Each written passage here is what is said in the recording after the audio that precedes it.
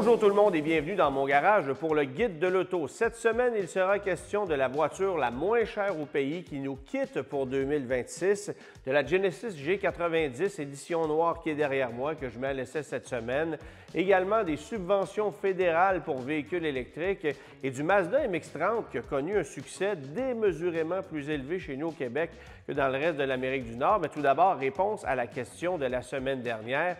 Quel est l'autre journaliste de l'équipe du Guide de l'auto qui est membre du jury du North American Car of the Year? Bien, la réponse, c'est Marc Lachapelle, évidemment. Marc et moi, nous sommes déplacés cette année du côté d'Ann Arbor pour aller évaluer plusieurs dizaines de véhicules qui sont en lice pour remporter le prix de la voiture, de l'utilitaire et de la camionnette nord-américaine de l'année.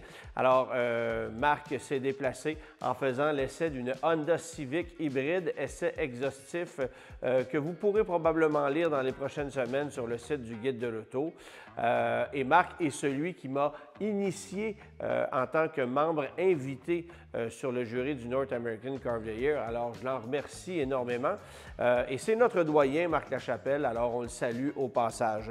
Bon, évidemment, subvention fédérale, on attendait la date fatidique du 4 novembre pour savoir si les subventions pour véhicules électriques du côté du fédéral allaient revenir. Eh bien, il n'y a pas eu d'annonce concernant ce sujet-là, ce qui nous laisse évidemment croire que ça ne reviendra pas. Évidemment, bien, le fait de ramener des crédits gouvernementaux serait contraire aux décisions qui ont été prises du côté du fédéral au cours des derniers mois, même si le 12 juin dernier, on avait annoncé avoir l'intention de revenir avec des crédits fédéraux pour véhicules électriques. Est-ce qu'on va avoir de nouvelles annonces dans les semaines à venir? Difficile à dire pour le moment, mais puisque ça n'a pas fait partie des annonces qui ont été faites lors du dépôt du budget le 4 novembre dernier, bien, on peut imaginer que ça passe sous le radar et qu'on va mettre ça de côté, qu'on va tout simplement oublier ces subventions-là. De toute façon, il n'y a à peu près plus personne au Canada qui propose des subventions pour véhicules électriques. Québec est encore le seul à le faire avec une subvention de 4 000 $ jusqu'à la fin de 2025. Et dès le 1er janvier 2026, bien, la subvention passera à 2 000 $, un montant qui sera symbolique, évidemment, parce qu'on sait à quel point les constructeurs automobiles peuvent jouer avec les prix, les taux de financement de location pour permettre de pallier à une diminution des crédits. On l'a vu par rapport au prix des véhicules de l'année passée. Alors, rendu au moment où on se trouve, bien, je pense que les subventions pour véhicules électriques n'ont tout simplement plus leur place. Et je pense tout simplement que le fédéral est d'accord avec ça et a choisi de ne pas investir là-dedans, de mettre des sous ailleurs du côté de l'environnement pour que ce soit plus efficace. Maintenant, Nissan est un constructeur qui est en plein changement pour l'année modèle 2026. Le Rogue, on le sait, va proposer une version hybride rechargeable qui arrivera d'ici quelques mois. Nouvelle génération du Kick qui a été lancée l'année dernière. Nouvelle Sentra qui est lancée cette année. On fait face chez Nissan aussi à de gros défis, c'est-à-dire au fait qu'on ne puisse plus vendre au Canada le Pathfinder, le Murano, la camionnette Frontier parce que ce sont des véhicules fabriqués aux États-Unis et qu'il y a des contre-tarifs de 25 % qui viennent s'appliquer sur ces véhicules-là si on devait les vendre au Canada. Alors, Nissan redirige évidemment sa stratégie, arrive aussi avec une nouvelle Leaf 100% électrique, bien évidemment, Leaf de 3e génération qui sera passablement plus performante et efficace que le modèle qu'on vient remplacer.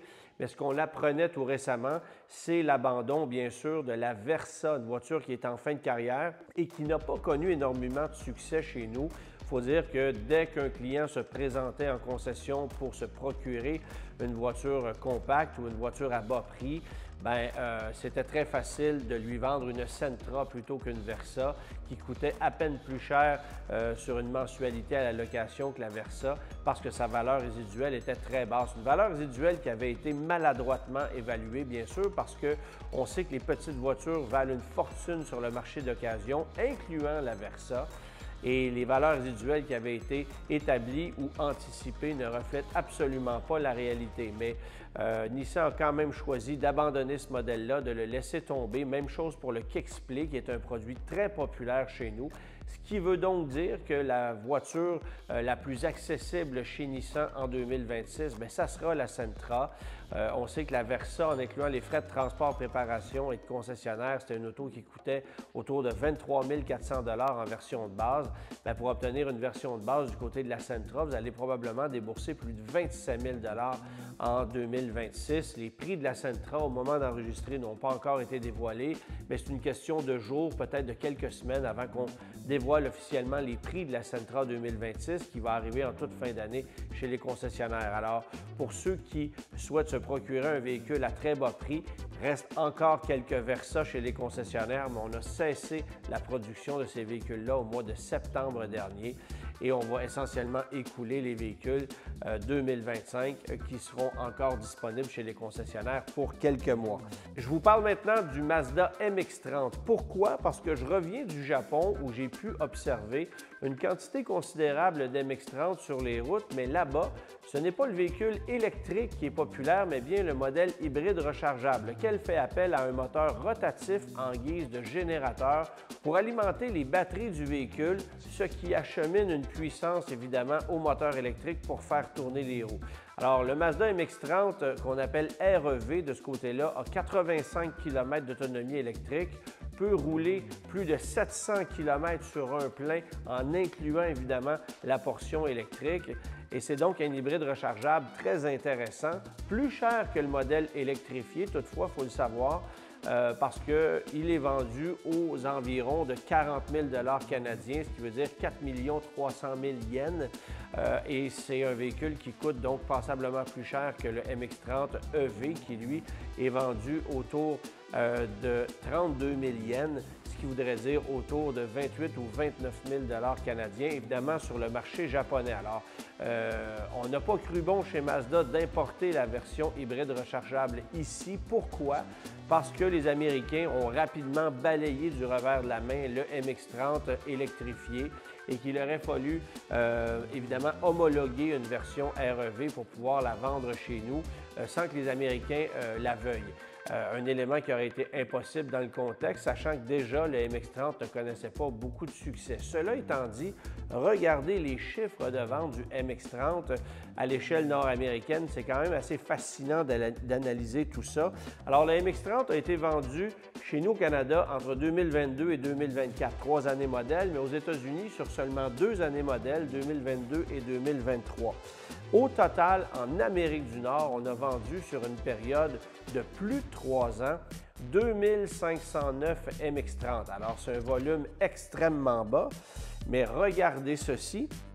On a vendu 1904 MX-30 sur le marché canadien et 1442 MX-30 sur le marché québécois. Ce qui veut dire que plus de 50% total des ventes ont été réalisées chez nous au Québec par rapport à l'Amérique du Nord tout entière. Et c'est très fascinant de regarder ça parce que 605 unités ont été vendues du côté des États-Unis, en fait du côté de la Californie qui était le seul État à l'offrir. Et le seul concessionnaire Albi, le géant Mazda, qui est situé à Mascouche, a vendu 521 unités du MX-30. C'est donc dire qu'on a vendu presque autant de MX-30 chez Albi, le géant, que chez Mazda aux États-Unis tout entier. C'est vous dire à quel point ce véhicule-là a été complètement oublié. Si vous croisez aux États-Unis un MX-30, croyez-moi, ça sera votre jour de chance. Achetez-vous un 649 parce que ce sont des véhicules extrêmement rares du côté des États-Unis, alors qu'ici, il n'est pas si rare d'en croiser sur les routes.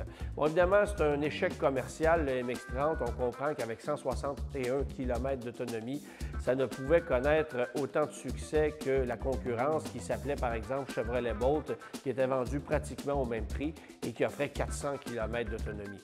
Je pense que la version hybride rechargeable aurait pu connaître un bon succès chez nous si bien sûr le prix avait été compétitif et je pense que c'est aussi l'élément qui a fait en sorte qu'on ne l'a pas offert chez nous en Amérique du Nord parce que c'est un véhicule qui se serait vendu de 5 à 10 000 $ de plus que le MX-30 électrique qui était déjà trop cher pour ce qu'il avait à offrir. Alors, les jeux étaient faits pour le MX-30, mais du côté du Japon, on continue de le commercialiser, surtout en version REV. Et je pense que c'est une technologie qui a quand même de quoi convaincre, parce que le petit moteur rotatif, qui est utilisé évidemment en guise de générateur, fait un bon boulot et permet évidemment aux gens de se déplacer en tout électrique sur 80-85 km et après quoi de rouler en mode hybride pour une consommation d'essence qui est très décente et dans un véhicule qui est quand même agréable à conduire et plutôt original au coup d'œil. Je vous parle maintenant de la G90 qui est derrière moi, fraîchement débarquée. La voiture a à peine 1000 km au compteur. C'est une 2026 édition noire. Une voiture qui sera forcément très rare parce que la G90 est une grande voiture de luxe qui ne connaît que très peu de succès chez nous. Tout le contraire du côté de la Corée du Sud où c'est une voiture qui se vend en quantité très impressionnante. 12 479 unités de cette G90 ont été vendues en 2023 lorsqu'on l'a lancée sur le marché. Ça, c'est du côté de la Corée du Sud. Et pour vous donner une idée de comparaison, à peine 1250 unités étaient vendues du côté des États-Unis l'an dernier et seulement 22 au Canada l'an dernier, c'est-à-dire en 2024, 8 unités au Québec seulement. Alors, c'est une voiture rarissime.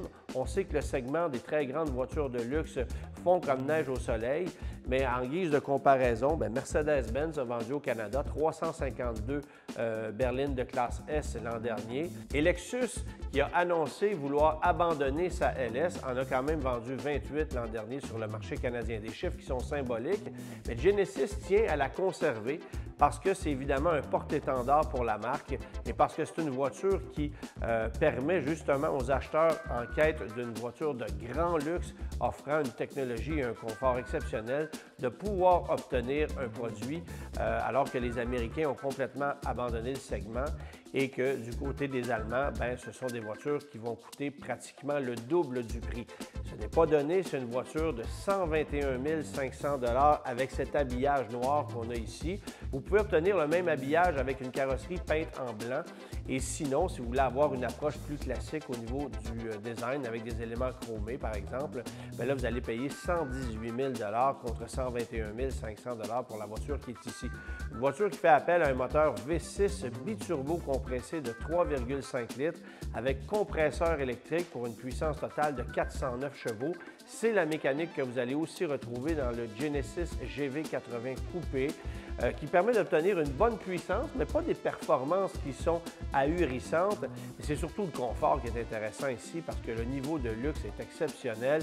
Vous prenez place à bord, le seul fait de mettre le pied sur le frein avant de la démarrer, ça fait fermer la portière. Vous allez avoir un système audio qui est exceptionnel, évidemment des écrans avec une qualité graphique qui est hors du commun, la finition qui n'a rien à envier aux meilleures allemandes du segment. Alors, c'est vraiment une voiture qui mérite d'être découverte, qui pourrait, selon moi, être utilisée comme limousine aéroportuaire, histoire de faire découvrir la marque Genesis, parce qu'évidemment, chez Genesis, on continue de croire à la vente de voitures. Il faut dire que du côté de la Corée du Sud, ça se vend encore énormément. Les G70, G80, G90 sont omniprésentes dans le paysage automobile du côté de la Corée du Sud, qui n'est évidemment pas le cas chez nous, mais je pense que c'est une marque qui gagne encore à être connue. Et même si ça fait 10 ans qu'on commercialise des voitures ici en Amérique du Nord, il y a encore des gens qui ne connaissent pas la marque Genesis, qui est évidemment la division de luxe de Hyundai. Et parlant de voitures de luxe du côté de chez Hyundai, ça réfère à ma question de la semaine. Quelle voiture de grand luxe de marque Hyundai a devancé la G90 sur le marché nord-américain? Vous aurez la réponse la semaine prochaine.